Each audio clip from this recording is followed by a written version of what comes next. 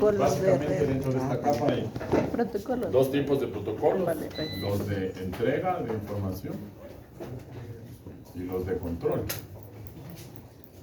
En los protocolos de entrega está el protocolo IP versión 4, que ya vamos a analizar, y el protocolo IP versión 6. Ya. Y en los protocolos de control está este protocolo que se llama ICMP, que en IP versión 4 no es tan importante, sirve para algunas cosas, pero en IP versión 6 es fundamental, o sea que hay que entender. O sea, si ustedes saben ICMP versión 6, van a entender cómo funciona el protocolo IP versión 6. Si no se entiende, en IP versión 4 no es importante conocer a profundidad ese protocolo, porque de hecho a nosotros, ¿para qué nos sirve? Para básicamente algunas herramientas, ¿no? En IP versión 4.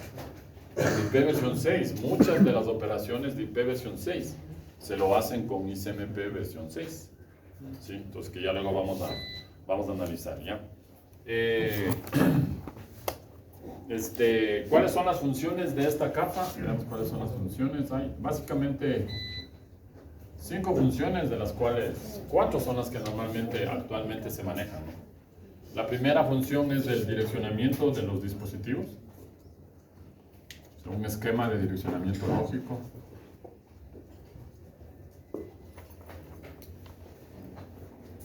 ¿Ya? Que es lo que nosotros conocemos como las direcciones de IP, la dirección IP versión 4 o la dirección IP versión 6. Entonces aquí está definido, entre otras cosas, cómo es que un dispositivo a nivel de la capa de red se puede identificar. Pues para eso están las direcciones de IP versión 4 y las direcciones de IP versión 6. ¿Ya? Así rapidito, las direcciones de IP versión 4 son de 32 bits, escritas en formato decimal. ¿Ya? Y las direcciones de IP versión 6 son de 128 bits y están escritas en formato hexadecimal.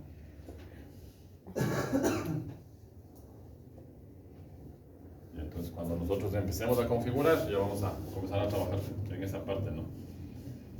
Ya, entonces luego ya vamos a profundizar un poco más sobre cada uno de los esquemas de direccionamiento.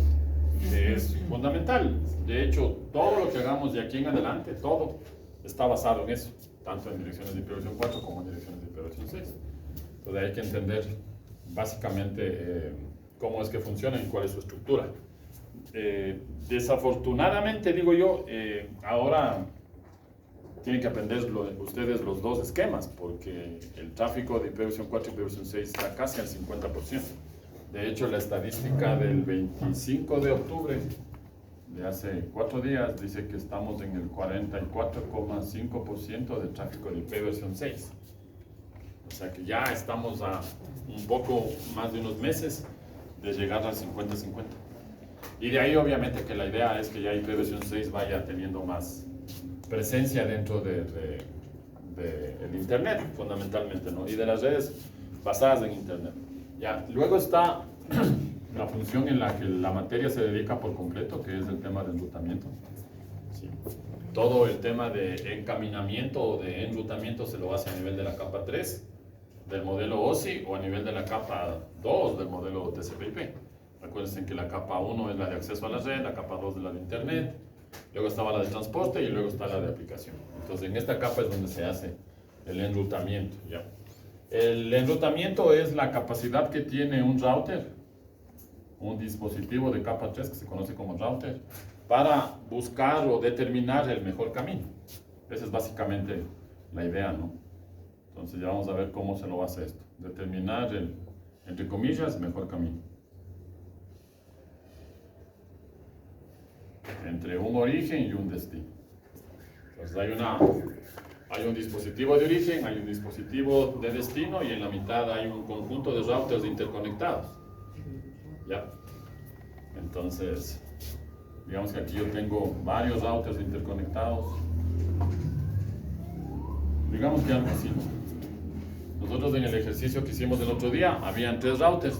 ¿Cuántos caminos habían? Uno solo. Eso está bien en papel, en la vida real eso no existe. Porque imagínense que uno de los enlaces se cayó toda la red. Para el primer ejercicio estaba bien, para ir entendiendo cómo funciona, pero en la vida real no tenemos eso. Tenemos algo así. Ya, entonces digamos que aquí está, bueno, vamos a ponerle nombres, ¿no? Router 1, router 2, router 3, router 4, y digamos que aquí está el cliente y por aquí está el servidor, cualquier servidor. De los servicios que ustedes ya conocen de la capa de aplicación, cualquiera, ya. Y de hecho aquí faltó, vamos a poner, ya nos vamos a dejar. Entonces ahí nada más. Entonces, el enrutamiento, esta función es la que se encarga de decir cuál es mejor ruta. Depende, ya vamos a ver que depende de algunas cosas cuando analicemos el enrutamiento en profundidad. Depende de las métricas, depende del esquema de enrutamiento que se esté utilizando, pero supongamos que después de hacer los cálculos él determina que el mejor camino es este. Entonces, eso es el enrutamiento, ¿no? El mecanismo que tiene para calcular o determinar por dónde tienen que enviar los paquetes en una red como esa. Ya, esa es la segunda función. La tercera y la cuarta es la encapsulación y la desencapsulación. Todas las capas hacen eso realmente. La capa de transporte hace encapsulación cuando le añade la cabecera TCP o la cabecera UDP, claro. Y la capa de transporte hace desencapsulación cuando quita la información de esa capa. Aquí pasa exactamente lo mismo. O sea, que hay un proceso de encapsulación y un proceso de desencapsulación. ¿Cuándo hace encapsulación? Cuando le llega un segmento y a ese segmento el protocolo específico le añade una cabecera. Ahí está haciendo encapsulación. ¿Cuándo hace desencapsulación? Cuando la capa del otro lado recibe el paquete, procesa y saca la información. Entonces ahí hablamos de encapsulación y desencapsulación. Y hay una quinta función que en la actualidad esto ya prácticamente no se hace, pero que es la fragmentación.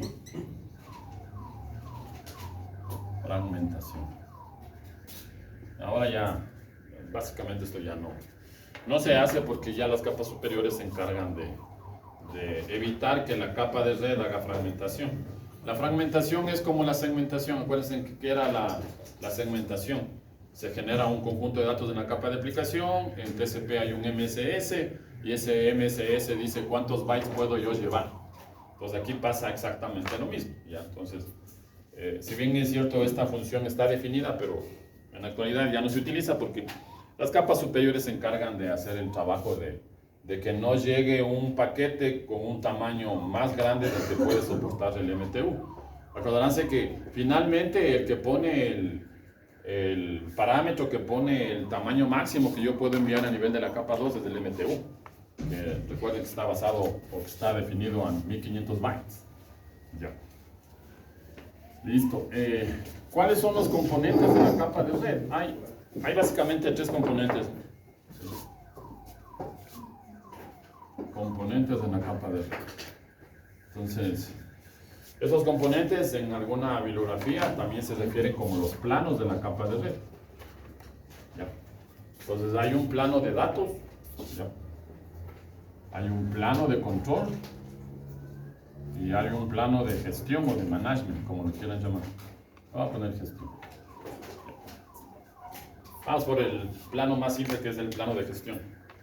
El plano de gestión de la capa de red es la que se encarga de, valga la redundancia, gestionar los equipos de la capa de red.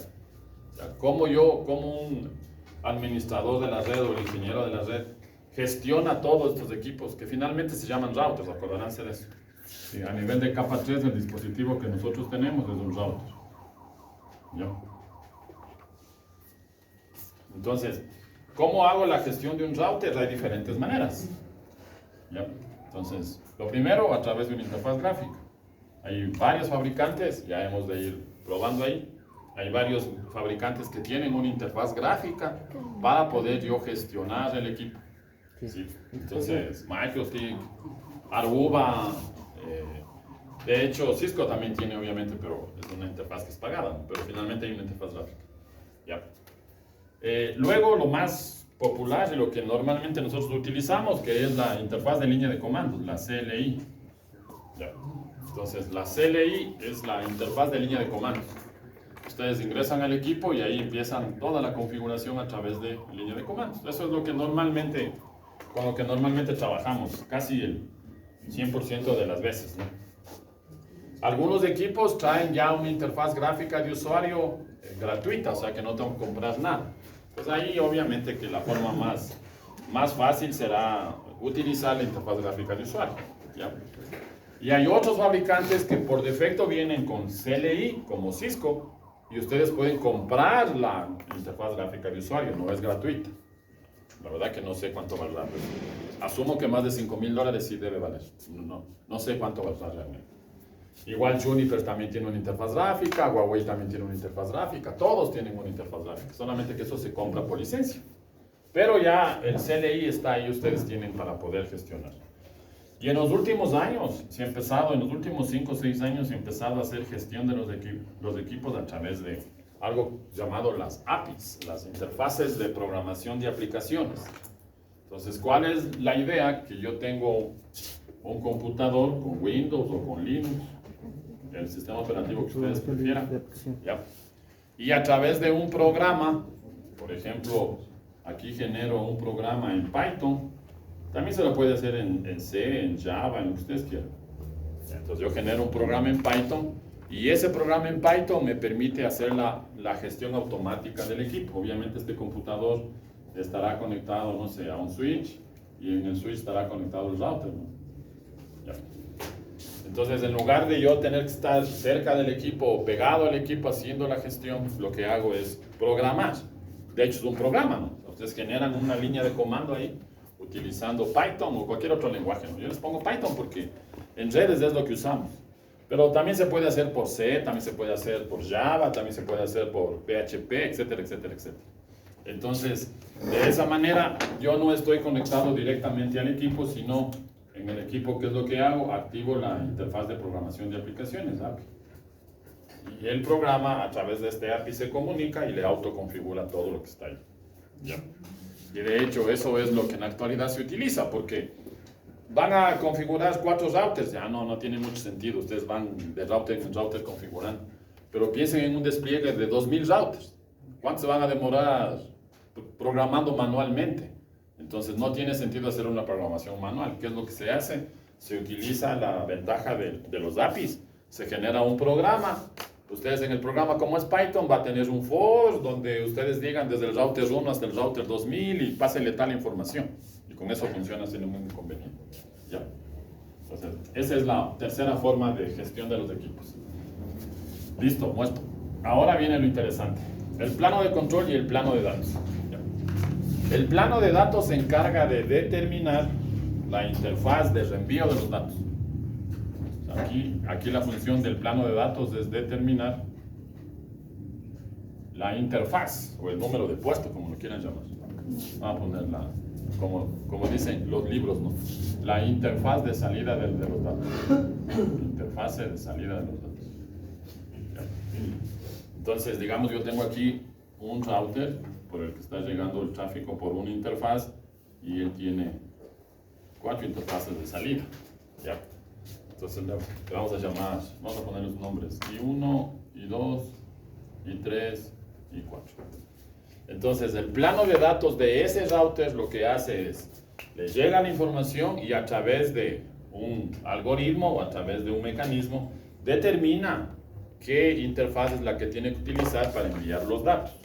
Supongamos que luego de determinar o luego de hacer los cálculos llega a determinar que los datos deben ser enviados por la interfaz 3, por ahí lo envía. De eso se encarga el plano de datos. ¿Ya? Para esto el router utiliza un espacio de memoria que se conoce como la FIB, la base de información de forwarding o la tabla de reenvío, como lo quieran llamar. Técnicamente se llama FIB. Forwarding Information Base, la base de información de reenvío sería la traducción de eso. ¿Ya? Entonces, en la base de información de reenvío, lo que van a estar son dos cosas. Van a estar direcciones de red, ya luego vamos a hablar de qué es una dirección de red. Dirección de red, y vamos a tener las interfaces. Las interfaces del router. Eso es básicamente lo que hay dentro de una tabla de una FIB, o como lo conocemos, tabla de reenvío. Así también van a encontrar ustedes en el ¿ya? Entonces, el plano de datos, ¿sí? se encarga de la determinación de la interfaz de manera local. O sea, que el otro router, si por acá tengo otro router, digamos que por aquí está conectado otro router, y por aquí está conectado otro router, y por aquí tengo conectado otro router. Cada router tendrá que calcular su propia tabla de reenvío. Vamos a suponer que tenemos una topología así. Entonces, en cada router habrá una FIB. ¿Ya? Pero esta FIB lo que hace es determinar, en el caso de R2, ¿no? Cuando le llegue un paquete, él debe determinar por qué interfaz tiene que reenviar la información hasta llegar al destino solicitado. Ya vamos a ver cómo se hace eso. Ya, luego viene el plano de control. Entonces, el plano de control se encarga, en cambio, de determinar la mejor ruta.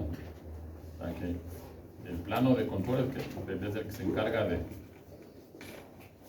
en este escenario, determinar a través de alguna forma cuál es el mejor camino para llegar desde un origen a un destino. Esa es la idea fundamental del plano de control. ¿Ya? En el plano de control están los dos mecanismos de enrutamiento. El primer mecanismo de enrutamiento es un mecanismo estático. De hecho, ahí ustedes van a ver que más adelante que es donde se definen las rutas estáticas. Y luego hay un proceso dinámico de enrutamiento. ¿Ya? Dinámico. Entonces, el plano de control maneja tanto las rutas estáticas como los protocolos de enrutamiento dinámico. ¿Ya? Las rutas estáticas son generadas de forma manual. O sea, ustedes tienen que decir por dónde van a ir los paquetes en todo el escenario. Ya luego cuando nos toque hablar de las rutas, allá vamos a ver. Pero básicamente de eso se encarga, ¿no? Y luego, para el enrutamiento dinámico hay unos algoritmos de enrutamiento. De hecho, hay 4 algoritmos de enrutamiento. Son algoritmos matemáticos que están implementados dentro de los equipos. ¿Ya? Basados en estos algoritmos de enrutamiento se encuentran o se crean los protocolos de enrutamiento. Entonces, el primer algoritmo de enrutamiento se llama vector distancia. Sí, entonces, es un algoritmo desarrollado por unos matemáticos ahí, Bellman-Forrest, como se llama el nombre de los matemáticos, que desarrollaron por los años 70 un mecanismo de encontrar una ruta, de forma muy simple. Luego hay un algoritmo que se conoce como estado del enlace, link state. Este es otro algoritmo matemático que también fue desarrollado por otros científicos. En este caso, por un científico llamado Dijkstra. Entonces, Dijkstra es un matemático americano que por los años 70 se encargó de desarrollar este algoritmo de enrutamiento, ¿no? De hecho, más que de enrutamiento, es un algoritmo para encontrar la mejor ruta, la ruta más corta, traduce el algoritmo como tal. En estos programas que ustedes tienen en los celulares para encontrar la ruta por las vías más cortas, se utiliza el algoritmo de Dijkstra. Entonces, el mismo algoritmo de Dijkstra que se utilizan en los GPS es utilizado aquí dentro de los routers para encontrar el mejor camino. ¿Ya? Y luego hay un algoritmo que se llama algoritmo dual, algoritmo de actualización difusa. Es un algoritmo propietario, bueno, era propietario, ahora ya no es propietario, la verdad. Inicialmente fue desarrollado por Cisco y hace 8 años fue liberado como estándar, o sea que ya es un estándar, ¿no? Ese algoritmo ya está liberado a toda la industria para que el que quiera lo implemente. ¿Ya? Inicialmente este algoritmo fue desarrollado por la gente de Cisco, el algoritmo dual, algoritmo de actualización difusa. Y el último algoritmo de enrutamiento se conoce como vector de caminos. Vector de caminos. Ya. A ponerle V.C, vector de caminos. Ya. Entonces, ¿qué protocolos utilizan el vector dual? Entonces, estos son los 4 algoritmos de enrutamiento matemático que existen en el mundo de las redes. ¿Sí? Al menos en las redes como nosotros conocemos, no hay más algoritmos. Probablemente en las redes inalámbricas, bueno, y de hecho es así, ¿no? En las redes inalámbricas y en otros tipos, en las redes satelitales y así, en las redes vehiculares, en las redes de sensores, ahí hay otros algoritmos que se utilizan para enrutar la información. Pero en las redes de datos lo que tenemos son estos 4 algoritmos matemáticos que vienen funcionando durante más de 40 años. O sea, estos algoritmos vienen implementándose hace más de 40 años y no ha habido ningún inconveniente. Siguen dando los resultados que actualmente tenemos. ¿Ya? Basados en estos algoritmos, hay protocolos de enrutamiento, lo que decía Alexandra. ¿Ya?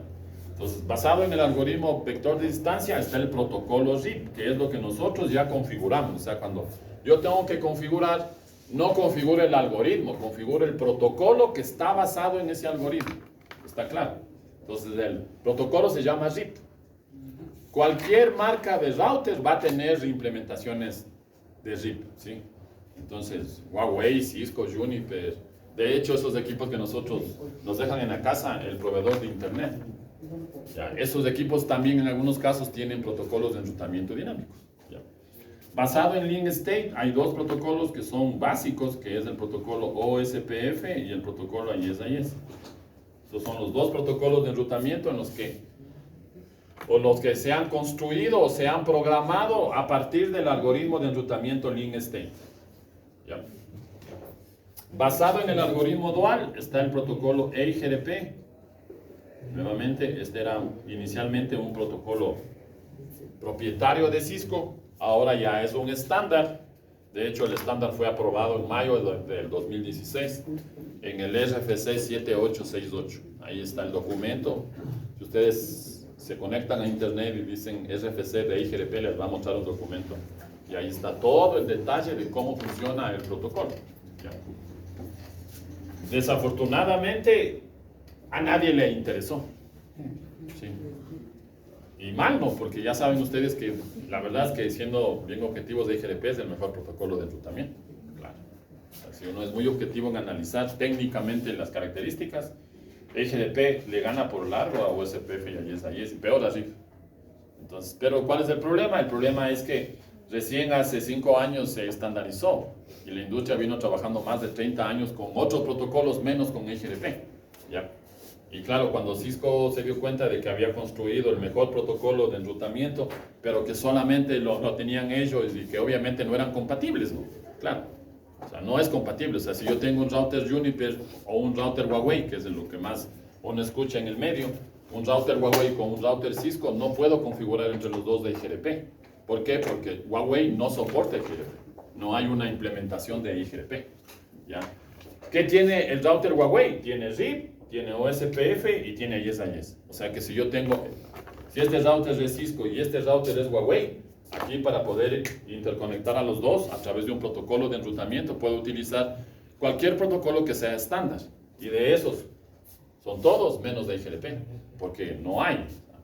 De hecho, hay un fabricante por ahí que ha hecho pruebas, que es del HTC, y el que tiene implementado IGRP ya cuando nos toque, si es que hay luz. Hemos de hacer la práctica para que vean que sí es compatible. Se esperaba que en los últimos 5 años la industria tome con buena aceptación el protocolo, pero realmente no ha sido así. Entonces ya nadie más tiene, o sea, de hecho solamente HTC. Y el resto, Nokia, Huawei, MikroTik tampoco tiene. Entonces imaginen si MikroTik, que es un proveedor de los más baratitos, porque ustedes se compran un router de $30 y ese router hace las mismas funciones que un router de $10,000 Cisco, igualito. ¿Sí? Claro que obviamente no vamos a comparar el plano de datos, ¿no? Eso es diferente, pero el plano de control del equipo MikroTik es exactamente el mismo que el plano de control del equipo Cisco. ¿Qué varía? El plano de datos, la velocidad a lo que envían los paquetes. Obviamente no tiene sentido la electrónica de un equipo de $10,000 frente a la electrónica de un equipo de tome $10 y llévese una funda de chochos y usamos. Claro, o sea, no tiene manera, no hay forma. Pero el plano de control es exactamente el mismo. Ya, entonces, desafortunadamente eso, ¿no? Y basado en el vector de caminos, ahí está el protocolo BGP. Ya, ahí están los protocolos. Entonces, en este semestre, ¿qué van a aprender? Todos menos AES-AES. ¿Sí? De hecho, aprenden rutas estáticas con IPv4 y IPv6, RIP con IPv4 con IPv6, OSPF con versión 4, versión 6, EIGRP con versión 4, versión 6, y BGP, la parte básica, con IPv4 y IPv6. ¿Ya? Entonces, el plano de y estamos analizando solamente la parte de enrutamiento, ¿no? El plano de control tiene otras muchísimas funciones que no vamos a analizar en este momento, ya lo iremos analizando más adelante. Entonces, nosotros nos vamos a centrar en esta parte nada más. Ya, entonces, listo, preguntas. Ahora, hasta hace unos 8 años, pensaría yo, 8 o 10 años, más de redondear, hasta hace 10 años, 2014, 2015, la única forma de implementación del plano de control era una implementación local. ¿Eso qué significaba? Que cada router, digamos que yo tenía aquí esto, este router tenía el plano de datos y el plano de control dentro del mismo equipo. Así es como normalmente funciona. Y nosotros vamos a trabajar así, ¿no? Plano de datos y plano de control dentro del mismo equipo. ¿Ya? Y claro, también el plano de gestión, ¿no? ¿Cuál es el problema de ese tipo de arquitectura? Que ustedes tienen que aprenderse y les va a tocar, ¿no? No de memoria, ya les digo nuevamente, para el taller, cuando hagamos el taller, que creo que se viene en 15 días calientito, entonces ustedes se traen una lista de comandos, yo no tengo problema, consultan en internet, yo no tengo problema de eso. A la final en la vida real no es que uno se aprende de memoria. Yo llevo en esto ya 20 años y probablemente me sé tal vez unos 20 comandos, 30 comandos de memoria, el resto no. El resto tengo que consultar en los documentos técnicos del fabricante. Claro. Entonces no tiene sentido que ustedes se aprendan de memoria los comandos. Lo que sí tiene sentido es que se aprendan de memoria el concepto. Ustedes entienden el concepto y les ponen el router que ustedes quieran. Pero si se aprenden el comando y les cambian de marca de equipos, chao. Porque se olvidaron de entender cómo funciona y se aprendieron de memoria el comando. Si ya no encuentran el comando, van a empezar a estar en sustos en la vida real. Entonces, ¿cuál es el problema de esta arquitectura? Que el plano de control es propietario del fabricante. O sea, Cisco tiene un plano de control con su línea de comando. Huawei tiene un plano de control con su línea de comando. Juniper tiene su plano de control y así sustantivamente. ¿Cuántos fabricantes existen? La verdad que no he investigado, pero por lo menos más de 200 fabricantes de equipamiento de red. Así es que me tocaría aprenderme el comando para implementar RIB en 200 fabricantes. No tiene sentido. O sea, no tiene sentido. ¿Ya? Entonces, hace 10 años a alguien se le ocurrió. De hecho, ese alguien se llama Martín Casado, un PhD, estudiante de PhD que propuso una idea innovadora. Ahora es uno de los millonarios de Internet gracias a esa idea. Sí, entonces él propuso, ¿por qué no modificar el plano de control de los equipos y sacarle del equipo?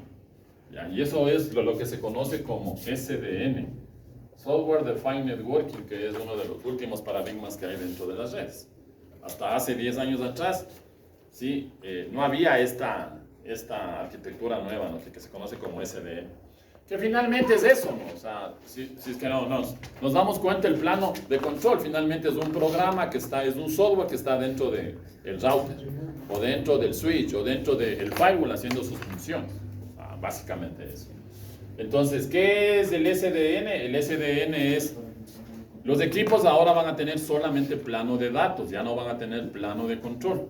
Y voy a tener un dispositivo controlador centralizado. Los voy a sacar del plano de control de los equipos y lo voy a poner en un servidor o en un computador, como ustedes quieran. ¿Ya? Entonces acá estarán los routers, vamos a ponerles ahí.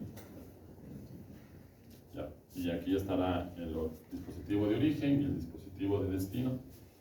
Y ahora, router 1 necesita pasar información al router 2 y router 2 necesita pasar información al router 3.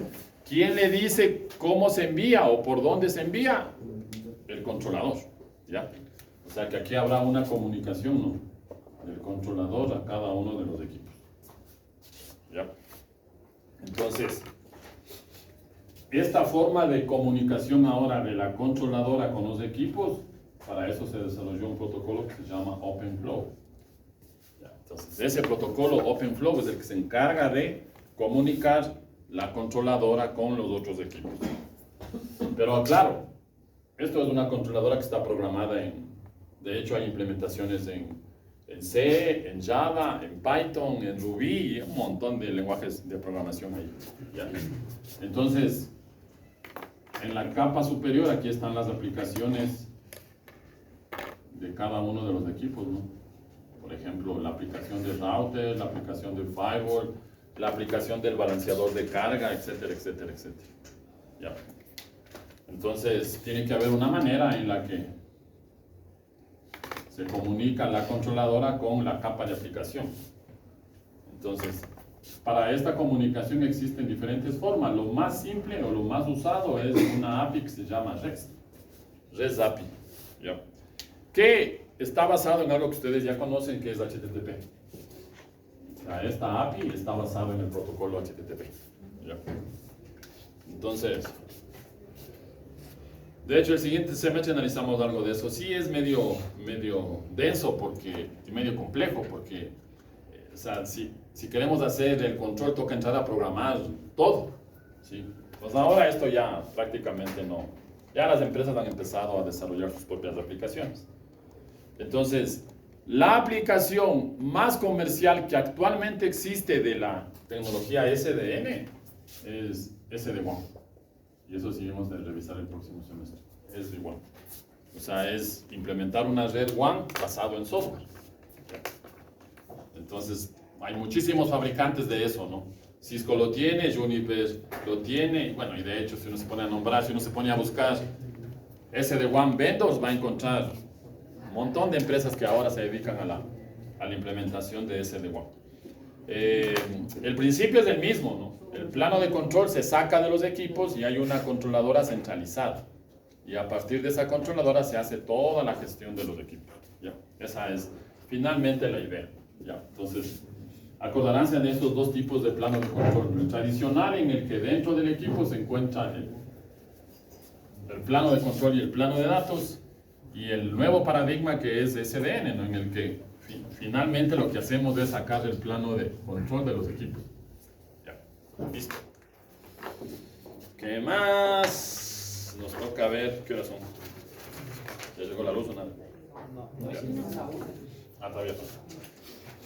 Ya, entonces, vamos, comencemos con IP versión 4, analicemos IP versión 4. Ya, entonces, hay dos RFCs en los que se definieron las características del protocolo IP. El primero es el RFC 760. Sí. Este fue estandarizado en enero de 1980, o sea, hace 44 años, ¿sí, no? Sí, hace 44 años. Hace 44 años, sí. Ya. Y entonces ese después, por algunos cambios, ya quedó obsoleto, ¿no? Y quedó el RFC 791, que fue estandarizado en septiembre de 1981. O sea que este tiene, ¿cuántos? 43, ¿no? Está por ahí. Y lo que se estandarizó hace 43 años, lo que sirve hasta ahora, igualito. Eso no ha cambiado, ¿ya? Entonces vamos ahí. Las direcciones IP, ya les dije, son direcciones de 32 bits, ¿ya? Representadas en 4 bytes, en formato decimal. Entonces voy a poner A, separados por un punto, ¿no? B, C, D, slash, N. ¿Ya? Así se representa una dirección IP. Ya vamos a ver qué es ese slash N. ¿Ya? Pero esa es una dirección IP. Por ejemplo, ¿qué se me ocurre? 10.9.100.50/22. Ya, vamos a poner eso. Se me ocurre. Ya. Este valor N, en teoría, puede ser entre 1 y 32. En teoría, ya vamos a ver que no es siempre, o sea, que no se utiliza siempre entre 1 y 32. En la práctica se utiliza desde el número 8 hasta el número 30. Esos son los valores posibles de ese n, ¿no? Sí, de ese valor n ahí. Que ya para los que saben, eso es máscara de red. Ya vamos a hablar de la máscara de red. Eso finalmente termina siendo la máscara de red. ¿Ya? Entonces, la dirección es de 32 bits, así es que n debería ser un valor entre 1 y 32. En la práctica es un valor entre 8 y 30. Sí, aunque Cisco y algunos fabricantes manejan entre 8 y 31. Pero depende mucho del modelo, porque no todos los sistemas operativos soportan el valor de 31. Lo que sí soportan todos es 30. Así funciona. Entonces, el espacio total de direcciones sería 2 elevado a la 32, que esto es 4.294.967.296 direcciones. Ya. En 1980 la gente dijo 4.294 millones, eso nunca se va a terminar.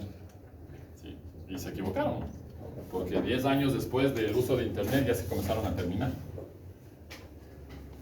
Entonces, este es el número de 2 elevado a la 32. Después ya vamos a ver que realmente no se utilizaron todas esas, se utilizaron menos todavía. Ya. Pero bueno, en general así. Ya, el protocolo IP, como todo protocolo, tiene una cabecera y tiene un payload. Ya, entonces, el header de IP versión 4 es un header de entre 20 y 60 bytes. Ya. Igualito que el header de TCP, no sé si se acuerdan, el header de TCP era un header entre 20 y 60 bytes cuando se usa el campo de las opciones. Ya. La cabecera, el header de IP versión 4 igual tiene 13 campos. Vamos a analizar cada uno así rapidito. El campo versión es un campo de 4 bits. Ya. Dentro de la cabecera IP versión 4 no está el campo versión. Y es un campo de 4 bits. ¿Y qué determina? Ya ni siquiera tengo que decirles para qué sirve. Para la versión del protocolo, ya sabemos que hay dos versiones, la versión 4 y la versión 6. Así es que en ese campo irá un valor si lo que va llevando es un paquete IP versión 4 o lo que va llevando es un paquete IP versión 6. ¿Ya? Luego está el campo IHL, que también es un campo de 4 bits, si no me equivoco. Sí, 4 bits. ¿Qué es el campo IHL? Es la longitud de la cabecera. ¿Ya?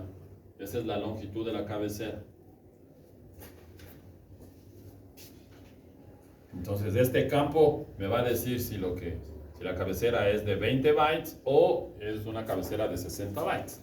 Normalmente es una cabecera de 20 bytes, pero hay un campo que determina el tamaño de la cabecera. ¿Ya?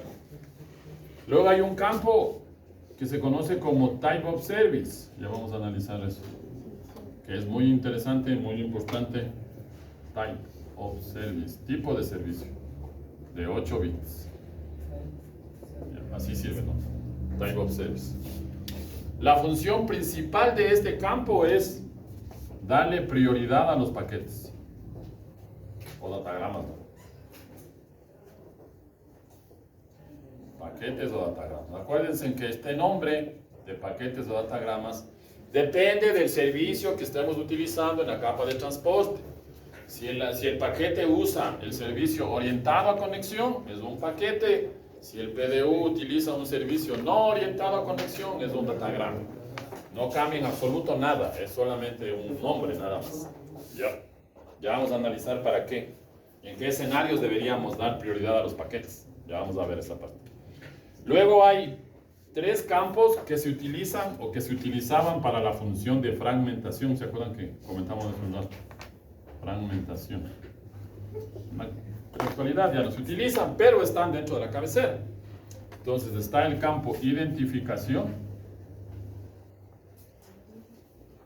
Ya, el campo identificación, que es un campo de 16 bits. ¿Para qué sirve? Ya, no hace falta que los diga. Para identificar el paquete.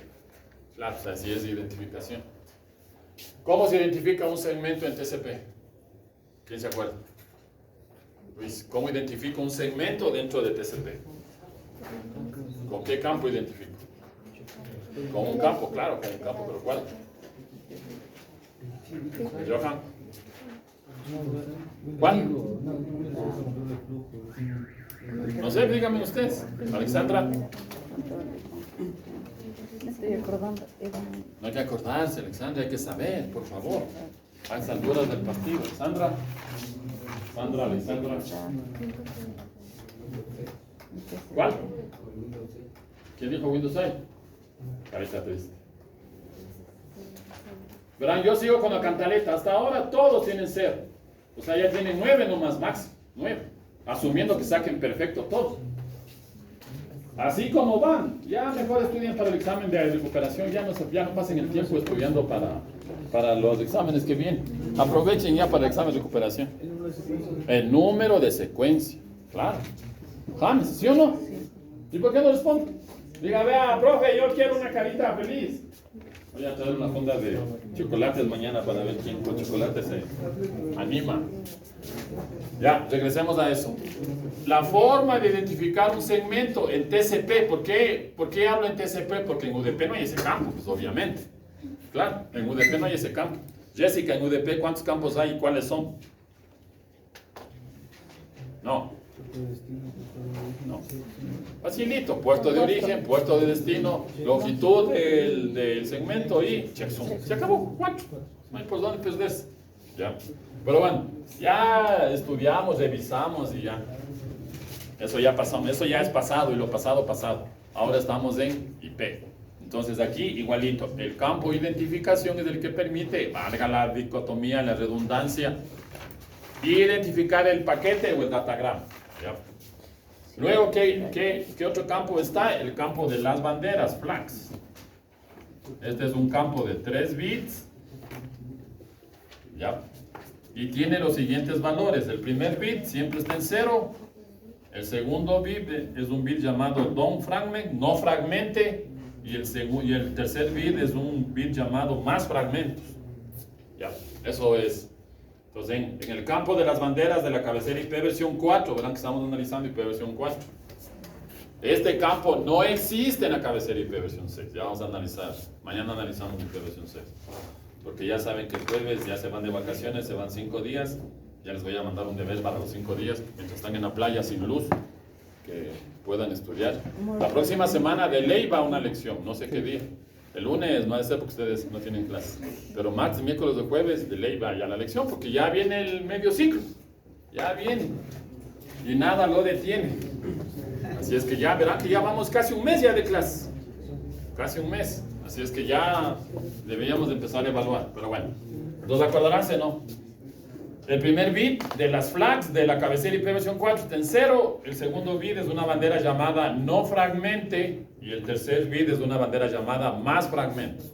¿Ya? Y luego hay un campo que se llama fragment offset. ¿Ya?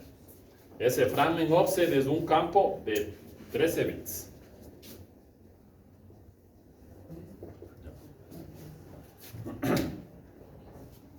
Entonces, solo para que no quede en el aire nada más, ¿ya? Entonces, ¿qué es lo que normalmente hacía un router? Digamos que yo tenía aquí un router por aquí, y aquí tenía otro router, y aquí tenía otro router, ¿ya? Y digamos que aquí el MTU era de 1000, y aquí el MTU era de 500, ya vamos a poner esto, ¿ya? Entonces, a esta interfaz le llegaba un paquete de 3000 bytes. ¿Ya? Digamos que le llegaba un paquete de 3000 bytes. ¿Ya? Entonces, ¿qué tenía que hacer el router? Obviamente no tenía forma de enviar en el medio, ¿no? Porque el router sabe que la interfaz de salida tiene un MTU de 1000 bytes y le está llegando un datagrama o un paquete de 3000 bytes. ¿Qué tenía que hacer? Lo que hace TCP, solamente que ahora es la función a nivel de IP, dividir. Entonces, esa división en capa de transporte se llama segmentos. Y esa división en la capa de red se llama fragmentos. ¿Ya? Entonces, ¿cómo funciona esto? Aquí voy a generar 3 fragmentos. Esto sería el fragmento 1, el fragmento 2 y el fragmento 3. ¿Ya? Entonces, este fragmento debe tener el primer bit de las banderas a 0, el segundo bit del don't fragment a 0 y el tercer bit del more fragment a 1, ¿no? Porque hay más fragmentos, va a estar el fragmento 2 y el fragmento 3. ¿Qué pasa si la bandera no fragmente le activo? ¿Qué pasaría? Vamos a suponer que el primer fragmento entre el router 1 y el router 2 se configuró de esa manera. El primer bit del campo de las flags está en 0, el segundo bit le he puesto en 1 y el tercer bit está puesto en 1. ¿Qué significa el segundo bit? No fragmentes. ¿Y qué significa el tercer bit? Hay más fragmentos, y de hecho hay más fragmentos, ¿no? Está el fragmento 2 y el fragmento 3. Pero ¿qué pasa si es que se configura de esa manera? Llega a este router, ¿cuánto es el MTU aquí? 500, ¿sí? ¿Y qué pasó? Hasta ahí ya marchó todo, ¿no? Se perdió todo, porque este que venía con 1000 bytes, ¿no? No puede pasar por aquí, porque la capacidad es solamente 500. ¿Qué debería hacer? Dividir nuevamente en dos fragmentos. Pero la bandera dice no fragmentes. Entonces, como la bandera dice no fragmentes, dice ya no se fragmenta, ¿qué pasa? Se pierde. Este se perdió. Probablemente estos dos se fragmenten, vienen acá, y cuando intenta armar el rompecabezas no hay un pedazo. Y ahora tiene que volver a decirle a la capa superior, oye, algo pasó, no me llegó completo, y así sustantivamente. Entonces, ese es un problema. Por eso es que en la actualidad eso ya prácticamente no se hace. ¿Qué es el framing offset? Inicialmente ustedes tenían aquí el paquete de 3000 bytes, ¿no es cierto? Ese sería un paquete de 3000 bytes. Y el router 1 ya sabe que tiene que dividir. Entonces va a ser 3 fragmentos. Fragmento 1, fragmento 2 y fragmento 3. El framing offset indicaba la posición del fragmento dentro del paquete original. Entonces, digamos, el fragmento 1 debería estar en la posición 0. ¿Sí? El fragmento 2 debería estar en la posición X1. Ahí había un cálculo medio raro de determinar eso. ¿Ya? Y el fragmento 3 debería estar en la posición 2. Esa información viaja en el fragmento para que cuando llegue al destino él sepa cómo armar el rompecabezas. Si no sabía la posición, no tenía manera de volver a rearmar. Los routers solamente hacían fragmentación, no volvían a unir los fragmentos. ¿Sí? O sea, me refiero a esto, ¿no? Digamos que aquí ya no es 500, sino aquí era 1500. Esto era 1500. Ya. Entonces uno podría pensar, pero de hecho vamos a suponer que esto no es 1500 sino 3000 ya. Un MTU de 3000. Entonces le llegan los 3 pedazos al router 2. Como el router 2 tiene un MTU hasta el router 3 de 3000, podría unir y enviar un solo paquete. No, porque el router no une los fragmentos. El router solo divide. No, está bien, aunque el MTU sí lo permita. ¿Sí? O sea que por aquí, ¿cuántos fragmentos enviaría? Los 3. Los 3 que le llegaron al router 2, ¿no? Acuérdense que nació de aquí 3000, por este MTU no se puede enviar. ¿Cuántos fragmentos envío? 3, F1, F2 y F3. Aquí en teoría podría unir estos 3 de 1000 y pasarlo, pero el router no tiene esa función. El router no une los fragmentos solamente a fragmentos, o sea que por aquí ¿cuántos fragmentos debería enviar? Los mismos 3. Aunque en capacidad podría haber enviado uno solo, pero eso no hace el equipo. ¿Ya? ¿Quién se encarga de unir los fragmentos? El dispositivo de destino del programa. O sea que aquí yo tengo mi servidor, a este le llegó F1, F2 y F3. Él une los fragmentos y presenta el paquete original. ¿Sí? Acordaránse de ese pequeño detalle. Ya. Entonces, para eso servía el framing offset, ¿no? Determinar la posición del fragmento dentro del paquete original. Así funciona. Ya. ¿Qué más? Veamos ahí. Ya, luego viene un campo que se llama TTL, muy interesante. Campo TTL. El campo TTL, tiempo de vida, como traducen, me permite controlar que un paquete no se quede dando vueltas entre los routers. Entonces, tiempo de vida, TTL, es un campo de 8 bits. Entonces, ¿cómo funciona? Digamos que yo tengo algo así ya. Router 1, router 2, router 3. Entonces, digamos que por alguna situación de enrutamiento se creó un lazo. ¿Eso qué significa? Que el router 1 le pasa al router 2, el router 2 le pasa al router 3, el router 3 le pasa al router 1 y así sucesivamente. El router 1 vuelve a pasarle al router 2, el router 2 vuelve a pasarle al router 3 y así. Se quedó en un lazo. De hecho, se quedó en un lazo infinito, ¿no? Claro. Entonces, cuando los que han programado, aunque ahora ya no son programadores, antes se programaba de verdad. ¿Quién ha programado recursividad? Nadie, ¿no? No son programadores.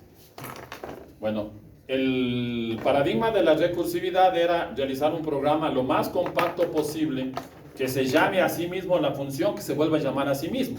O sea, yo creaba una función, necesitaba sumar un número de 10 cifras. Entonces, para evitar generarme una función que sume un número de 10 cifras, hacía una función que sume un número de 2 cifras. Y llamaba varias veces hasta completar la tarea. Esa es la idea de la recursividad. ¿Ya?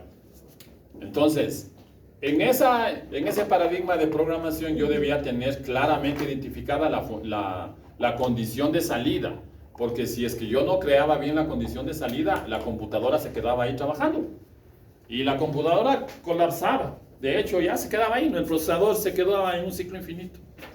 Y entonces eso es lo que le puede pasar a un router si entramos en un lazo de enrutamiento. Router 1 envía al router 2 y así sustantivamente se quedó con un solo paquete. Y ese paquete puede hacer que todos los routers dejen de funcionar. Entonces, ¿qué es lo que se hizo cuando se determinó el tema este de IPv4 en 1981, en septiembre de 1981? Es que vamos a poner un campo que controle el número de saltos que puede dar un paquete. O sea, por cuántos routers va a pasar el paquete. Entonces, el valor máximo, si es que es 8 bits, sería 255. No, ustedes pongan los 8 bits a unos y pasen a decimal y les va a dar el valor 255. Y el valor mínimo es 0. Entonces, ¿qué hace el router o qué es lo que hace? Digamos que aquí él envía un paquete y el TTL que le llega es de 200, ya se me ocurre. Entonces, el router revisa ese paquete, verifica los campos y una de las cosas que hace es disminuir el campo del TTL. Entonces, cuando el paquete sale, el TTL valdría 199, ¿no? 199. Llega al router 2, el router 2 procesa la información y antes de enviar por la interfaz de salida, ¿qué hace? Decrementa el TTL. O sea que cuando sale del router 2, y así no, llegaría a 198, ¿no? Y así sustantivamente. 197, 196. Cuando llega a 0, digamos que en algún momento, digamos que a este de acá vamos a suponer que le llegó el paquete con TTL igual a 1. Router 3 tiene que enviar a router 1. Entonces, ¿qué es lo que hace? Coge el paquete, analiza el paquete y en el TTL hace la operación TTL menos 1. 1 menos 1, 0. Cuando un paquete con TTL 0 le llega al router o el router calcula el TTL 0, automáticamente es dropeado. ¿Sí? Se elimina el paquete. Se hacen dos cosas, acordaránse de eso. Siempre fallan en esa pregunta. ¿Sí? No solamente elimina el paquete. ¿Sí? Primero, elimina el paquete y segundo, envía un mensaje ICMP a la dirección de origen, al que originó el paquete, diciendo el paquete se eliminó en tránsito, es el mensaje que se envía, ¿no? Indicando que el TTL llegó a 0. Esas dos operaciones hace un router cuando el campo TTL llega a 0. Se elimina y se envía un mensaje ICMP indicando que el paquete llegó a 0. ¿Ya? Listo. Para eso sirve el campo TTL. Luego está el campo, también bonito, protocolo. Este campo es súper interesante. El campo protocolo de la cabecera IPv4 es un campo de 8 bits. También de 8 bits. ¿Ya? ¿Qué hace el campo protocolo? Determina qué tipo de información va transportando el paquete o el datagrama IPv4. ¿Qué va llevando? ¿Ya? Y depende. Si en el campo protocolo está el valor 1, significa que lo que va transportando es información del protocolo ICMP. ¿Ya? Si lo que va llevando es el número 6, significa que va llevando un segmento de TCP. ¿Sí?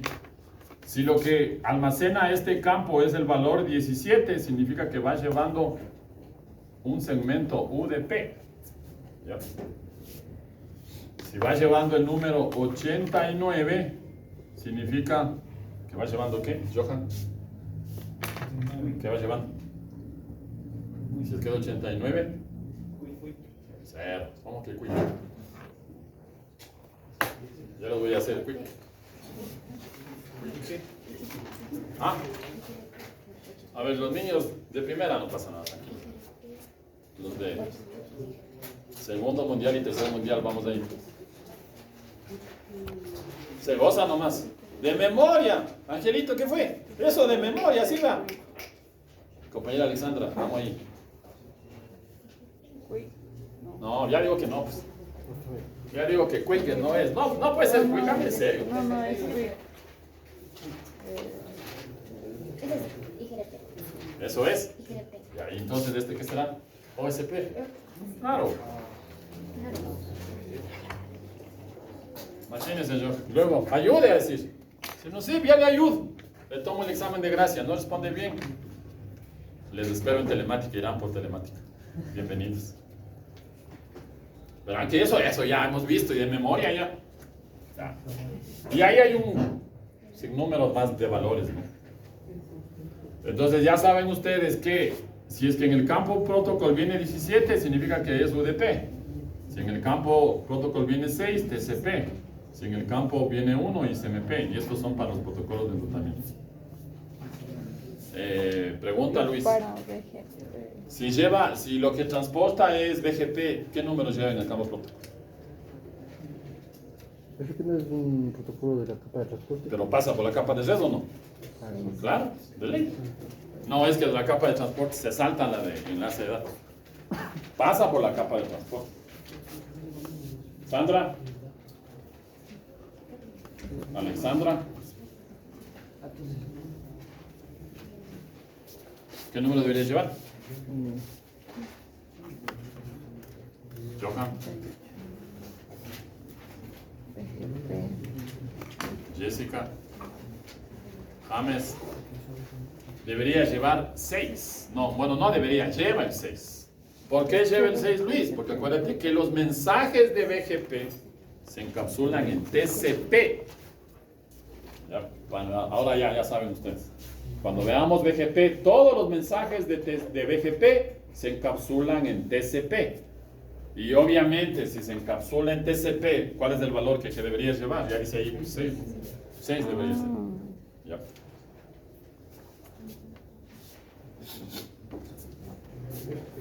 Rommel, digamos que lo que de la capa de transporte, la aplicación o el servicio de la capa de aplicación es el servicio de SSH. ¿Qué valor iría en el campo protocolo de la cabecera IP versión 4? Si es que en la capa de aplicación está SSH. TCP6 también. ¿Cuál debería ser? Acuérdense en qué se transporta SSH. SSH se transporta en TCP. O sea que si es TCP, ¿qué valor debería llevar? 6. ¿Está claro? Alison, si es DNS y el mensaje cliente-servidor es menor a 512 bytes, ¿qué número deberíamos tener en el campo protocolo? 17. 17, ¿no? Claro. ¿Por qué es UDP? Y si dice es mayor a 512, TCP. O sea, significaría que va 6. Ya, pues facilito eso. Ya, entonces acordarán de eso. ¿Qué más está por ahí? El campo. Y luego hay un. ¿Qué? No, es para analizar, pero es del campo header checksum.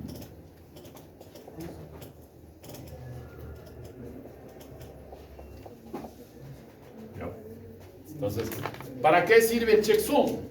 Para verificar errores. ¿Ya? Pero en el protocolo TCP, en el protocolo UDP, el checksum verifica errores de la cabecera y de los datos. Acordarán de eso. Cabecera y datos. En IP, ahí están. Ahí dice el nombre. Nombre lo dice todo, ¿no? Header checksum. O sea, ¿qué significa? Que solo va a verificar datos de la cabecera. Solo va a verificar errores de la cabecera, no va a verificar errores de los datos. O sea que no tendría mucho sentido que digamos. ¿Ya?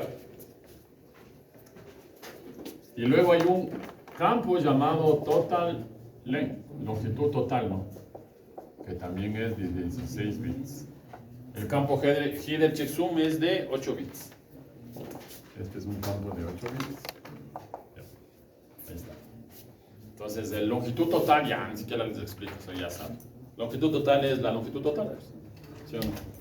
Si son 16 bits, ¿cuál es el tamaño máximo de un paquete? 2 elevado a la 16. ¿Cuánto era eso? ¿Se acuerdan? 65.535. ¿No se olvidará? Es el tamaño máximo de un paquete.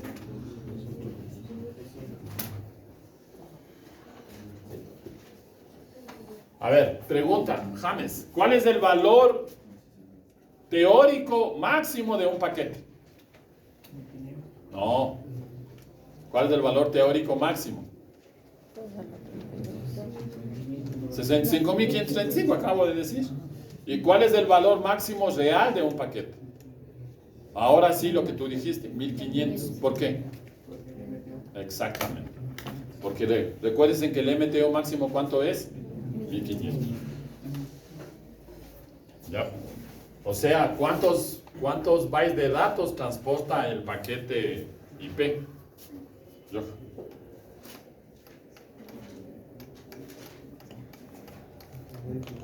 ¿Cuántos bytes de datos transportaría el paquete IP versión 4? Vamos, para IP versión 4 no. Pues el paquete, ¿cuánto transportaría? De datos nada más. Acordaránse que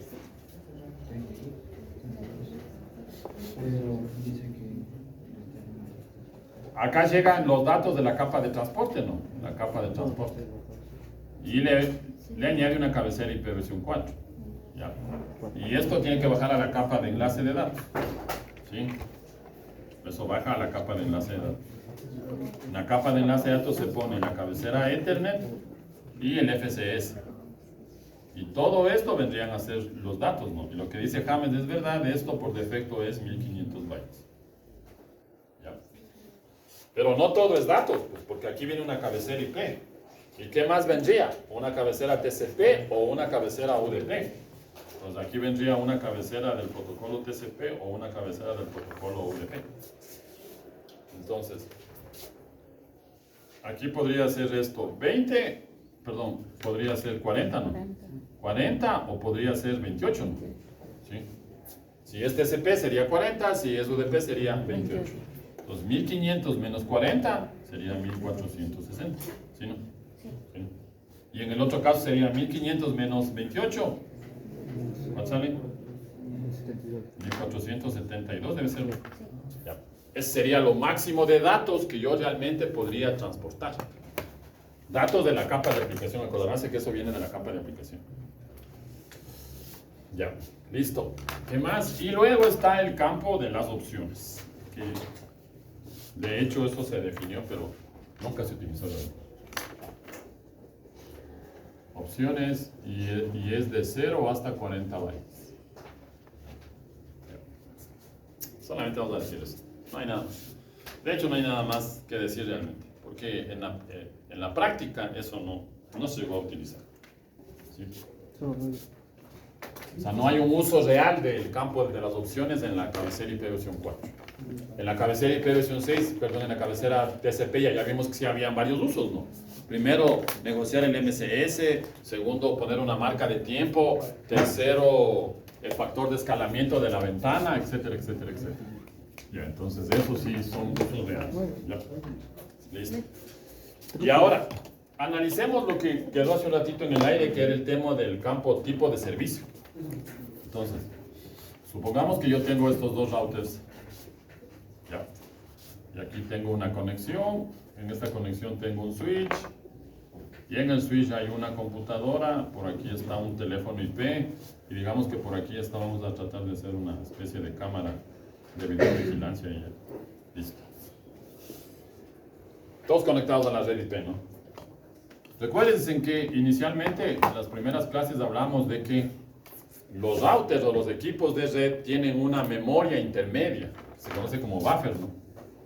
Es una memoria RAM de alta velocidad, donde se almacenan los datos de los dispositivos, porque los equipos no procesan en tiempo real. O sea, no es que llega la información y automáticamente es enviado al... En este caso, la única interfaz de salida sería esta. Por ahí deberían enviar hasta llegar al router 2. Llegamos ahí. Entonces, el router 1, ¿qué tiene? Tiene una memoria temporal. Y de hecho, esto es una estructura de datos de tipo FIFO. El primero en entrar, el primero en salir. O sea que lo que se va haciendo es, dependiendo de cuánta información vaya llegando, se va almacenando aquí, de manera secuencial. Entonces, digamos que esto es del PC, esto es del teléfono y esto es la cámara de videovigilancia. Entonces, vamos a suponer que el primer paquete es del PC, el segundo paquete es de la cámara de videovigilancia, el tercero es del PC, el cuarto es del PC, el quinto es del teléfono IP y el sexto es del de video. Ya. Para el ejemplo nada más. Entonces, los routers siempre procesan de manera secuencial la información que está ahí. O sea, va a la primera posición, coge el paquete del PC, ¿no? Que será la página web, el correo electrónico, la transferencia de archivos, lo que ustedes quieran. Procesa y enviaría, o sea que por aquí debería salir primero, sale el paquete del computador del PC. Luego que salió ese paquete, vuelve a procesar la siguiente entrada, ya, procesa y envía el paquete de video. Luego vuelve a procesar la tercera entrada. Verán que esto ya se propagó, obviamente, ¿no? Esto ya se propagó. O sea que ya más o menos vamos a suponer que por aquí está el paquete del computador y por aquí está el del video. Y luego vuelve a procesar el del computador, o sea que estaría por aquí el del computador. Luego después vuelve a procesar el del computador. Y después vuelve a procesar el del teléfono. Y al final el del video. Ya. Recuérdense que había un parámetro llamado jitter. Y que dependía de los tiempos de llegada de los paquetes. Entonces, el primer paquete de video llega en un tiempo T1. Vamos a suponer esto el tiempo T0, esto el tiempo T1, esto el tiempo T2, esto el tiempo T3, el tiempo T4 y aquí el tiempo T5. O sea, a este equipo, el primer paquete de video le llegó en el tiempo T1 y tuvo que esperar 4 slots de tiempo para que le llegue el siguiente paquete de video. Eso va a producir problemas en la aplicación. ¿Ya? Pero así funciona siempre los routers. ¿Sí? Salvo que ustedes les den prioridad, porque ustedes son los que configuran eso. De hecho, en la cabecera IP, ya vieron que hay este campo que se llama Type of Service, tipo de servicio, de 8 bits. Entonces, ¿cuál es la idea de esto? La idea es que el router no puede tratar a los paquetes de diferentes fuentes de la misma manera. No puede tratar de manera secuencial. ¿Por qué? Porque el video es más susceptible a los retardos que el teléfono, que los datos de voz. Y los datos de voz son más susceptibles a los retardos que los paquetes de datos. Entonces, ¿qué es lo que se hace? En principio se crean 3 colas adicionales. Una cola de alta prioridad, una cola de media prioridad y una cola de baja prioridad. Entonces aquí va a estar la de alta prioridad, aquí va a estar la de media prioridad y aquí va a estar la de baja prioridad. Ya.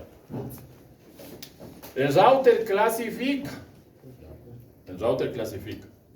Entonces, llegó a la estructura principal y él lo que hace es, a ver, voy a ver cuáles son los de alta prioridad. Entonces yo le voy a decir, yo ya le configuro de antemano, ¿no? Yo ya le digo, los paquetes de prioridad alta son los de video y le voy a poner el valor 7.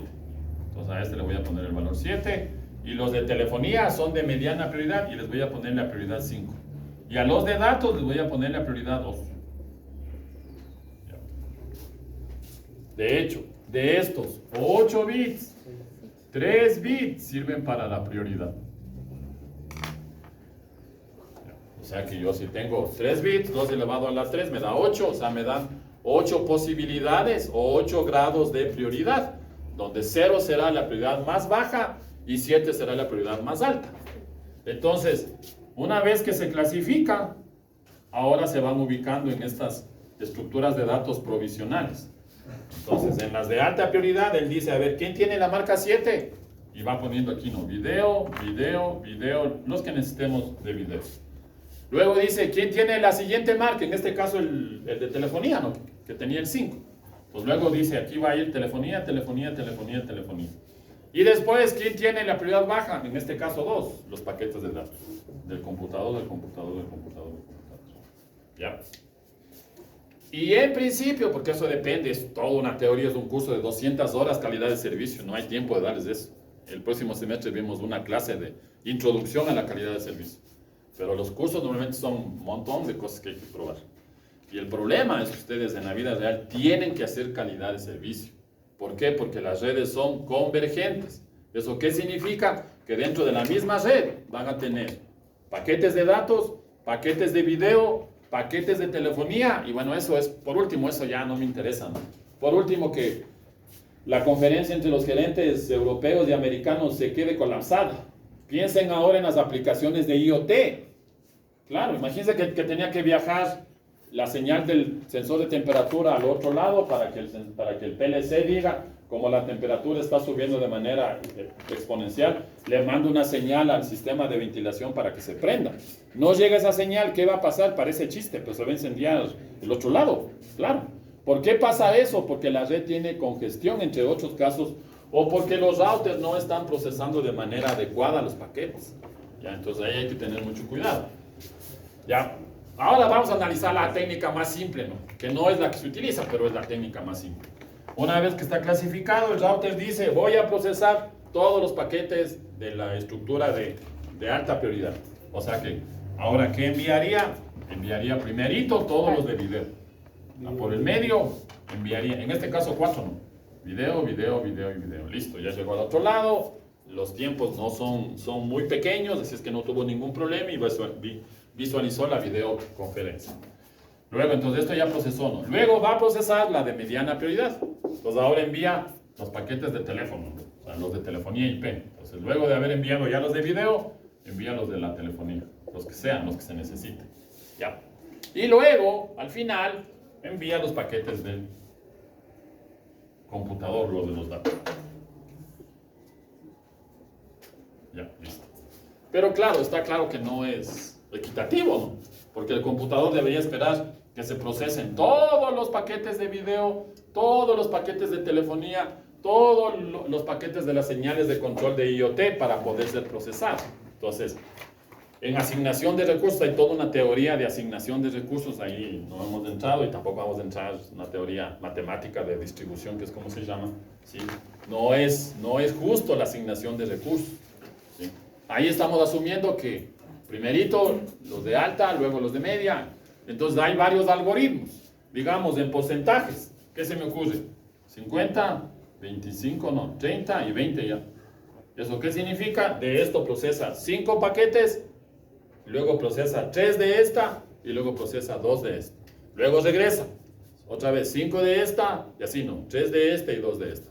Ustedes van configurando esto, ustedes van configurando dependiendo de lo que se tenga. ¿Sí? Ahora hemos dicho que va a ser 100, 100, 100, ¿no? O sea, la distribución de recursos sería 100, 100, 100. Procesa primero todos los paquetes de la cola de alta prioridad, luego procesa todos los paquetes de la cola de mediana prioridad y luego procesa los de baja prioridad. ¿Ya? Para eso sirve el campo tipo de servicio. Acordaránse de eso. ¿Ya? Y creo que hemos terminado. Me gusta porque se termina rapidísimo esto. Leerán, ahí está en el material, está publicado. Entonces, creo que... ¿Qué más estaba? Ah, bueno, falta una parte que somos de analizar la mañana. La siguiente parte, ahí está, creo que eran 68 láminas, 34 o 40 están ya terminadas. Me falta ver la parte de IP versión 6 que mañana vamos a ver. Ya. 46. Entonces, la mitad. Entonces, IP versión 4 resuelto. Ya, toda la cabecera y este tipo de cosas. Vamos ahora, este tiempito que nos queda, a empezar a conversar sobre las direcciones de IP versión 4. ¿Ya? Entonces, las direcciones de IP versión 4 tienen dos partes. Acuérdense que tenían 32 bits. Hay una parte de la red a la que pertenece y hay una parte de host. En principio, dos partes. Y luego vamos a ver que hay tres partes. Que hay la parte de red, que hay la parte de subred y que hay la parte de host. Entonces, acordaránse, todo esto es 32 bits. Toda dirección IP está acompañada por un número de 32 bits que se conoce como la máscara de red, /n. Entonces, SN es la máscara de red.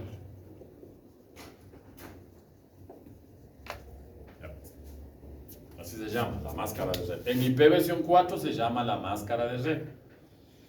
en IPv6 tiene otro nombre. No podemos hablar de máscara de red de una dirección IPv6. Está técnicamente equivocado. Ahí tiene otro nombre, que se llama longitud de prefijo. Acordaránse de esa partecita. La máscara de red solamente en IPv4. ¿Cuál es la función de la máscara de red? ¿Ya?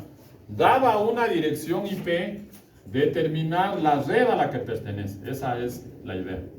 Yo tengo una dirección IP y necesito saber la dirección de red de esa dirección IP. Por ejemplo, ¿qué se me ocurre? La dirección 192.168.10.99. Además, está claro, ¿no?, que cada número, cada byte o cada número va a tener un rango entre 0 y entre 255. ¿Por qué? Porque acuérdense que eran 32 bits y están divididos en 4 números de 8 bits. O sea, en cada número hay 8 bits. Significaría que los 8 números estén todos a ceros, o esa sería la primera combinación, ¿no? Y la última combinación sería que todos los 8 bits estén puestos a 1. ¿Ya? Acuérdense en los valores posicionales, 2 elevado a la 0, 2 elevado a la 1, eso no les voy a poner a indicar, ya saben. Entonces, acuérdense que esto es 1, 2, 4, 8, 16, 32, 64 y 128. ¿Ya? Entonces, si ustedes pasan ahí, ya van a ver que les sale, aquí les va a salir 0 y aquí les va a salir 255. Probarán, ¿sí? Ya, entonces, vamos ahí. Aquí va a estar asociado un número que se llama M. De hecho, la máscara de red tiene dos formatos, ¿ya? El primer formato es un formato que casi ya no se utiliza, así que es el formato decimal. O sea, la máscara de red de una dirección IPv4 puede estar en formato decimal o puede estar en formato CDR. ¿Qué significa CDR? Enrutamiento entre dominios sin clases. Eso significa CIDR. Enrutamiento entre dominios sin clases. ¿Ya? Que eso es lo que normalmente usamos, ¿no? Ahora es lo que normalmente usamos. Entonces, en el formato CIDR voy a tener una nomenclatura de esta forma. /n. Eso sería formato CIDR. Ya vamos a ver cuál es el formato decimal, ¿no?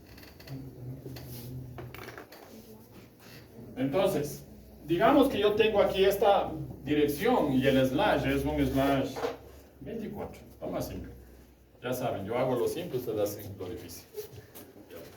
Entonces, 24. Esta va a ser una dirección IP.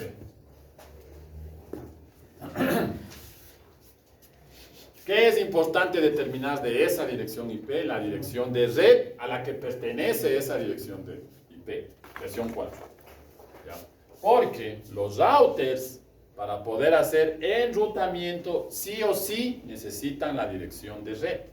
¿Sí? O sea que un router, cuando intenta buscar el mejor camino a un destino, siempre calcula la dirección de red. Entonces es fundamental que se sepa cómo calcular o cómo es que hace el router para calcular la dirección de red. La operación es muy simple. ¿Qué es lo que hace? Hace una operación AND entre la dirección IP y entre la máscara de red. 192, 168, 1099. ¿Cuál es el valor 24 en formato decimal? ¿Qué significa ese /24? Significa el número de bits que la máscara de red tiene puestos a unos. Eso significa el 24. ¿Ya? ¿Sí está claro? ¿Cuántos bits en total tiene la máscara de red? 32. Así como la dirección IP. ¿Cuántos bits tiene? 32. ¿Ya? La máscara de red también tiene 32 bits. ¿Ya? Y entonces, ese número me dice cuántos bits de la máscara de red están puestos a 1. ¿Ya? Entonces, si es que ponemos los bits a 1 y luego pasamos a decimal, van a ver que le sale 255, 255, 255, 0. Esa sería la máscara de red en formato decimal. ¿Ya? ¿Qué hace el equipo? Todos mis equipos hacen una operación AND. ¿Ya? Todos mis equipos hacen una operación AND. ¿Ya? Pero acuérdense que la operación AND se hace en binario. O sea, ¿qué hace el dispositivo? El teléfono celular, el computador, lo que ustedes quieran. ¿Ya? Coge este número, le pasa a binario, coge este número, le pasa a binario y ahí hace la operación AND. ¿Ya? Listo, entonces vamos a hacer el número 192, ¿ya? Vamos a hacer eso. Lo que voy a hacer con el 192 será exactamente lo mismo que se hace con el resto de números. Entonces 192 va a ser 128 más 64, ¿no? 128 más 64, 192. El resto de bits van a estar a 0. Ahí estaría 192. ¿Ya? Sí, no, claro, facilito, no hay por dónde perderse. Acuérdense los valores posicionales. 1, 2, 4, 8, 16, 32, 64, 128. Siempre, de memoria eso. ¿Sí? No hay más, porque es un byte. ¿Cuántos bits son? 8. O sea que los valores posicionales siempre serán 1. ¿Por qué es 1? 2 elevado a la 0. Acuérdense en lo que aprendieron seguramente en el colegio o tal vez en la universidad, la matemática de las bases de numeración. Tengo un número en base 2, le quiero pasar a base 10. Tengo un número en base 4, le quiero pasar a base y así sustantivamente. Eso no me voy a poner a explicar, eso ya saben. Y si no saben, vayan a recordar. Sí saben, solamente que en algún momento deben haberles enseñado. Irán a recordar nada más. Ya, pero lo que me interesa a mí es que se acuerden los valores posicionales. Apenas de 8 posiciones, no más. ¿Ya? 1, 2, 4, 8, 16, 32, 64. Entonces, 128 más 64, en mis tiempos, 192. 192, ¿no? Ya, ahí está 192. 255 pasado a binario, ¿cuánto sería? Ya sabemos. 1, 1, 1, 1, 1, 1, 1, 1. Ahí está, eso es 255. Y si no, verifiquen. 1 más 2, 3. Más 4, 7. Más 8, 15. Más 16, 31. Más 32, 63. Más 64, 127. 127 más 128, 255. Ahí está. Facilísimo. ¿Sí? Para esta evaluación, sin calculadora, sin celulares, ya voy a traerles una cajita de helados pingüino para que pongan ahí los celulares, guardados ahí los celulares. Van a tener que usar la calculadora que Dios les puso desde el día que nacieron, su red neuronal. Ahora, ChatGPT, ¿qué es? Es una red neuronal artificial. Ustedes tienen una red neuronal natural.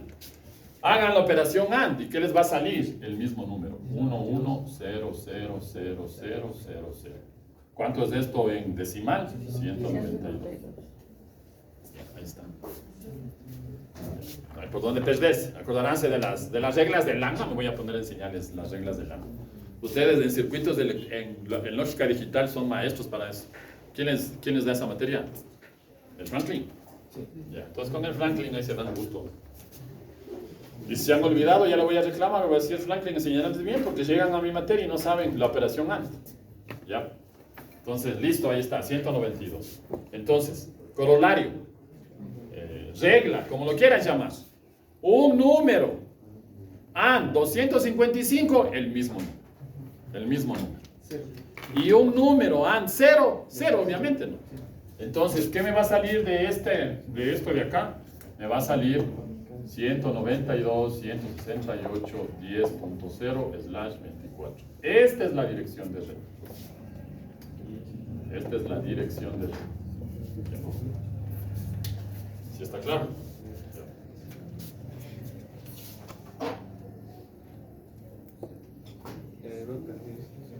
Ah, ya vamos a ver.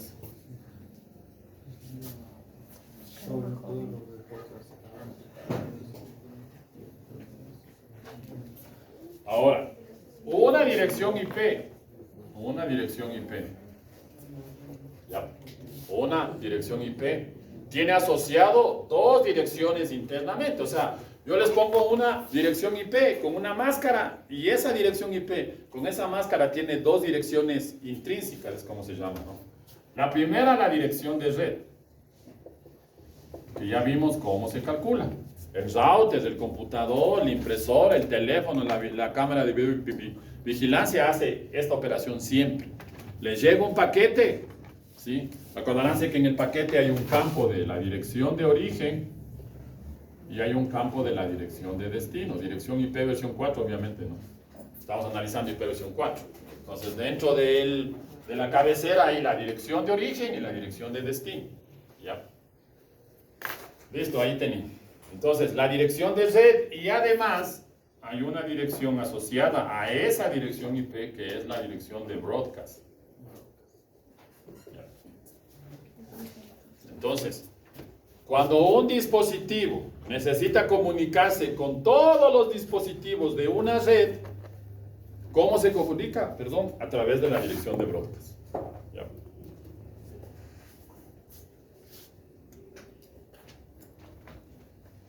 Entonces, dada la dirección de red, acordarán, ahí está la dirección de red que calculamos de lo anterior, la dirección IP and la máscara de red, en formato decimal.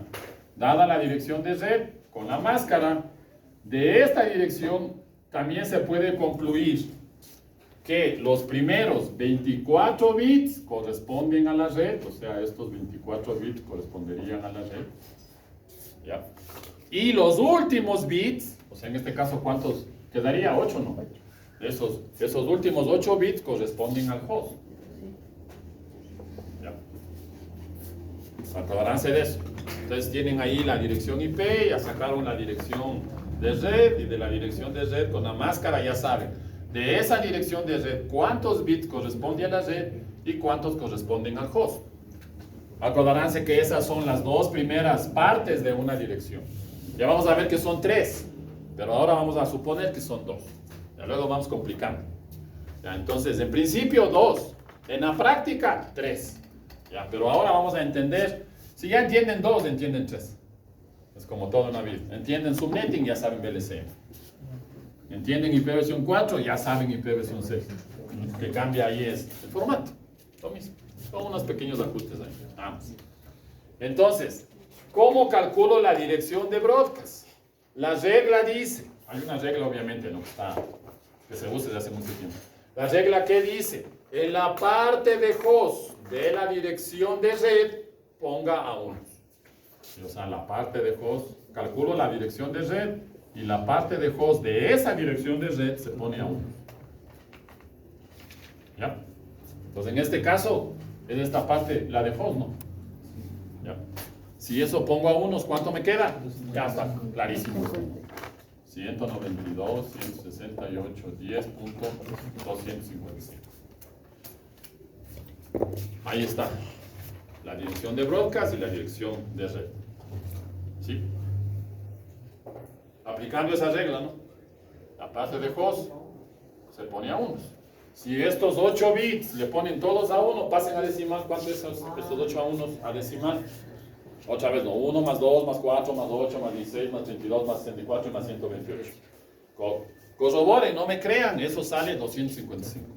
Ya, ahí tienen el 255. Ahora, ¿cuál es el problema? El problema es que no siempre es 255, ¿cierto? Ahora vamos a decir que siempre es 255, no es verdad. De a poco vamos a ir aprendiendo. ¿Ya? Ahora, no todas las direcciones IP de una dirección de red son utilizables. ¿Sí? ¿Qué significa? Que no todas las direcciones se pueden configurar dentro de un host. O sea, no le puedo poner todas a un computador, a un teléfono, a una interfaz de un router, etc. Entonces, ustedes tienen la dirección de red y además hemos calculado la dirección de broadcast. Entonces, el número, primero vamos con el número de direcciones válidas. ¿Cuáles son las válidas? Las que se pueden configurar dentro de un host. ¿Ya? El número de direcciones válidas es igual a 2 elevado a la n menos 2, donde n es el número de bits de la parte de host. ¿Ya? En el ejemplo, ¿cuántos bits teníamos para la parte de host? ¿Cuántos bits? 8, ¿no? Todo este byte de ahí, 8 bits. Entonces, en el ejemplo sería 2 elevado a la 8 menos 2. ¿Cuánto me da esto? 254. Entonces, en una dirección de red cuya máscara es /24, el número máximo de direcciones que yo puedo usar para configurar a los dispositivos es 254. ¿Ya? Ahora, ¿cuáles son esas direcciones? Claro, yo ya sé cuántas. ¿Ya? De hecho, vamos ahí. El número total de direcciones es 2 elevado a la n. ¿Ya? En este caso, ¿cuánto sería? 2 elevado a la 8. Porque tenemos, en este ejercicio tenemos 8 bits para la parte de host. Entonces, sería 2 elevado a la 8, que esto me da 256. ¿Ya? Pero, no se olviden de esas 256, no todas se pueden utilizar. Hay dos que no se pueden utilizar. ¿Cuáles son las que no se pueden utilizar? La dirección de red y la dirección de host. Esas son las que no se pueden utilizar. ¿Ya? ¿Cuáles son las que sí se pueden utilizar? Una más que la dirección de red y una menos que la dirección de broadcast. Ese es el bloque de direcciones válidas. Entonces, en este caso, en el ejemplo de aquí, la primera dirección válida sería una dirección más que la dirección de red. Si la dirección de red es la 192.168.10.0, ¿cuál sería la primera válida? La 192.168.10.1/24. Acordaránse que toda dirección tiene acompañada una máscara de red, siempre. ¿Ya? Y así no. La última, ¿cuál sería? La última dirección, última, válida, sería la dirección de broadcast de esa red que ya calculamos. ¿Se acuerdan que la de broadcast era 192.168.10.255? Entonces es una dirección antes o una dirección menos que la dirección de broadcast. En este caso me quedaría la 192.168.10.254/24. ¿Ya? Ese sería el bloque utilizable, ¿no? Cualquier dirección en este bloque. O sea que podría ser la 10.1, la 10.2, la 10.3, puntos suspensivos, hasta la 10.254. ¿Ya? Pero eso depende, ¿no? Ya vamos a ver. Con /24 se cumple eso, siempre. ¿Ya? Ahora, digamos que no era. Vamos a complicarnos el ejemplo. Digamos que ahora la dirección era esa dirección 192.168.10.99 y ahora es /16. ¿Ya? Cuando hagamos con /16. Lo mismo, ¿no? ¿Cómo calculo la dirección de red? Cojo la dirección IP, la misma dirección IP, 192.168.10.99. ¿Qué cambió? La máscara. Ahora ya no es un /24, es un /16. ¿Qué significaba este /16? El número de bits que en la máscara de red tiene puestos a unos. Si paso eso a decimal, ¿cuánto me quedaría? Está clarísimo lo que me quedaría. 255.255.00. ¿Ya? ¿Sí o no? No hay por dónde perderse. ¿Ya? ¿Cuántos bits tiene la máscara de red? 32. De esos 32, ¿cuántos están puestos a 1? 16. Siempre se empieza desde la izquierda hacia la derecha. Desde el número más significativo al número menos significativo. Pues ahí está, 255, 255, 00. ¿Sí? Bien. Todavía falta 10 minutos. Tranquilos más. Ya les veo deseosos de irse. Sí, en la siguiente clase van a querer salir oyendo tranquilos. Por eso no les queda todavía versión 6. Ya. Entonces, igualito, ¿no? Máscara de red, dirección de red. ¿Qué hay que hacer? Una operación A. O sea que ya está claro que la dirección de red sería 192.168.00/16. ¿Qué más me indica ese 16? De esa dirección, ¿cuántos bits corresponden a la red y cuántos bits corresponden al host? Está claro que estos dos son de la red. 8 bits aquí y 8 aquí, 16. Y estos de acá corresponden al host. Dirección de broadcast, ¿qué decía la regla? La parte de host de la dirección de red, ponga 1. Pues, ¿cuál sería la dirección de broadcast? 192.168.255.255. ¿Ya? Tome, ¿cuál es el número total de direcciones? De esta que estamos haciendo en el ejercicio. Número total de direcciones. 2 elevado a la n. ¿Cuánto vale n ahora? 16. ¿Ya? Alison, ¿cuánto es 2 elevado a la 16? Sin usar la calculadora. 65.536 es 2 elevado a la 16. De memoria eso, por favor. Si es que quieren este semestre. Y si no el otro semestre, pero de memoria. Como ustedes quieran, eso ya depende de ustedes. ¿Sí? 2 elevado a la 16 es 65.536. Es el número total de direcciones. El número válido de direcciones, ya saben, ¿no? Nuevamente, ¿no? Número válido de direcciones. Ustedes pueden poner cualquier variable, yo le pongo ahí. Ya. Es 2 elevado a la n menos 2. Entonces sería este número menos 2. O sea, que sería 65.534 direcciones válidas. ¿Ya? ¿Sí está claro? ¿Cuál es el rango? La siguiente dirección después de la dirección de red, hasta la última, hasta la anterior a la dirección de broadcast, ¿no? Entonces esto cambiaría, ¿no? Vamos a ver ahí cuál es la. Entonces, ¿cuál sería la primera válida? Sería 192.168.01/1601, ¿no? Sí. La 16 hasta la última. Bueno, más que hasta la última, hasta la dirección de broadcast menos 1. 192.168.255.254. Esa es la última válida. Ya. Pero usted dijo que cuando es 255 es de broadcast. No es verdad, depende de la máscara. Hace un rato en el slash 24, el 255, claro que era una dirección de broadcast. Dime.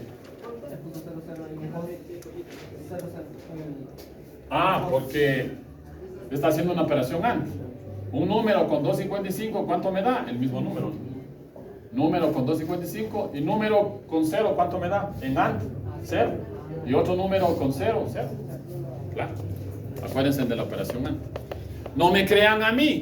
Desen el trabajo hasta que aprendan, pasen a binario. Ahí sí ya usen la calculadora, lo que ustedes quieran. Y hagan una operación AND y les va a salir 0, 0, 0, 0, 0. Claro. Porque cualquier número con 0 en AND, ¿qué me da? 0. Entonces eso me va a dar 0. ¿Ya? ¿Sí está claro? O sea que esta dirección de aquí es válida, ¿verdad? 192, 168, 255.1/16.